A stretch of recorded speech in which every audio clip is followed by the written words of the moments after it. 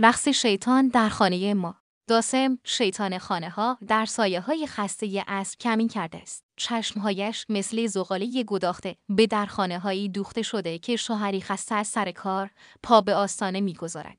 آنجا وقت جشن اوست. با نفسهایی پیش از ورود مرد، داسم به آرامی در کنار زن حلول می کند و با نجوایی نرم ریز ریز روز سخت او را بزرگتر و فداکاری‌هایش را نادیده جلوه می دهد. آن همه کار و هیچ قدرشناسی. همزمان در گوش مرد خستگی کار را به تلخی تبدیل می کند. خانه که محل آرامش است. لداد تا و جنگ شروع می شود. کلمه هایی تند مثل چاقو پرتاب می شوند. سکوت ها سنگین و پر از کینه می شود. داسم در گوشه نامری می رقصد. انگشتانش به هم می خورد و شادی در نگاهش موج می زند. هر فریاد موسیقی پایکوبی اوست و هر نگاه پر از کینه شرابه مسکرش.